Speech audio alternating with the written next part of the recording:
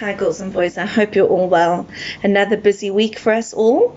And I know that last week when I chatted to you, we were all under the expectation that you'd be going back to school, and then suddenly you weren't. And I'm sure a lot of you were feeling very disappointed at not being able to see your friends, but tomorrow is finally your day.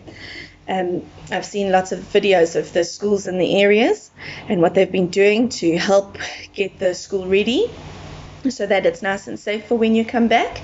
And of course, we've been involved in doing that, or I've been involved in doing that in my school too. And it's been lots of fun, but it's been lots of hard work too. There's been no games, and I've just got an empty classroom now just with desks. So school's going to be very different, but we know that we have got God at our side the whole time.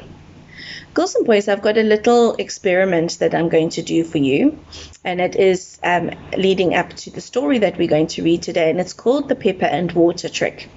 Okay, so I'm going to have to stop the video quickly and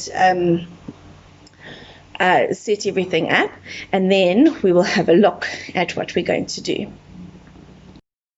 Okay, girls and boys, I've got a bowl here of water, and floating on the top of the water is some pepper.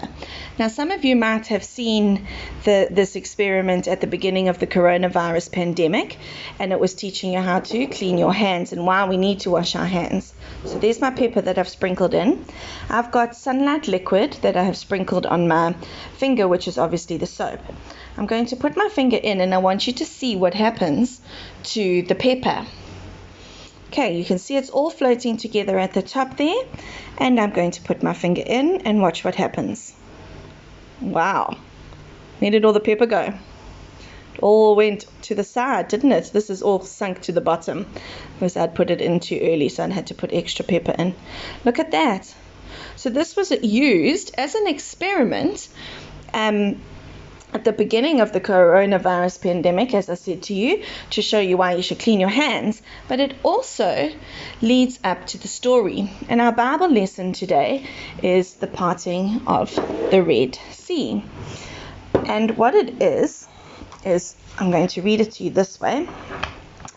In this story, it's called, in this Bible, Charlotte's Bible, it's called Out of Egypt, and it is from Exodus 13 to 15. The Israelites hurried along the road. Some led flocks of sheep or goats or herds or cattle. Moses was taking them out of Egypt to a new place all their own. They had to move very quickly. God was there to show the Israelites the way. By day, he went ahead of them in a pillar of cloud. By night, he went with them in a pillar of fire to give them light. And so they could travel by day and by night. God told Moses to take the people across the desert to the Red Sea. When they got to the sea, they looked behind them. A great army was coming. Pharaoh had once again changed his mind. Now he did not want to lose his slaves. He had sent his soldiers and horsemen to bring them back. The Israelites had nowhere to run. They cried out in fear. But God came again to Moses.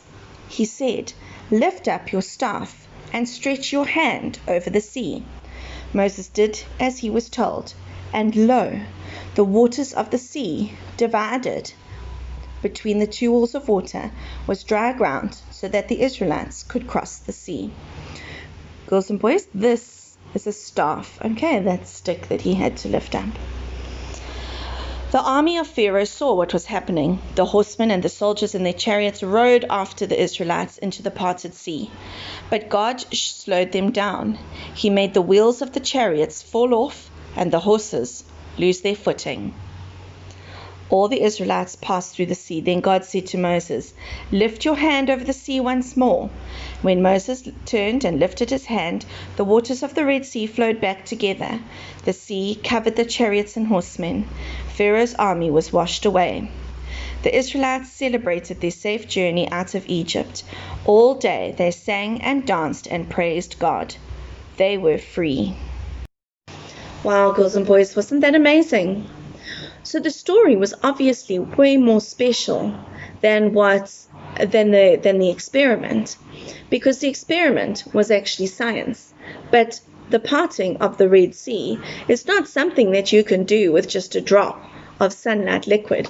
Can you imagine our sea on the Durban beach? Can you imagine trying to part that with just a drop of sunlight liquid? I don't think even if this bottle was full, it would work, would it? But God is so powerful and so strong that he can do anything. And he proved that to the Israelites. They had been saved by Moses and his brother Aaron because Pharaoh had refused to release them until God had eventually sent 10 plagues to Egypt. And then Moses led them out.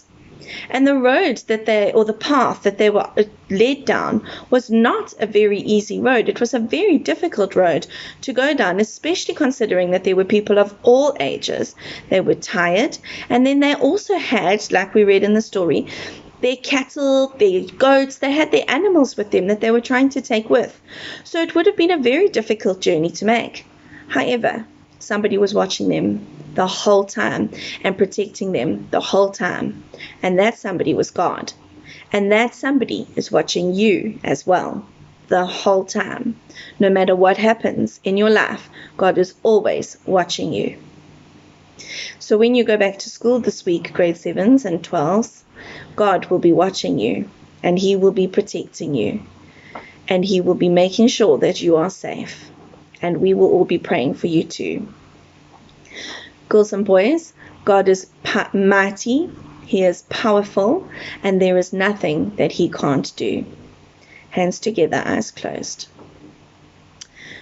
Father, you love and you care for us, just as you did your children in the day of Moses. What a mighty God we serve. We worship you and we adore you. Amen. Have a wonderful week, girls and boys, and I will see you all next week. Lots of love to you all. Bye.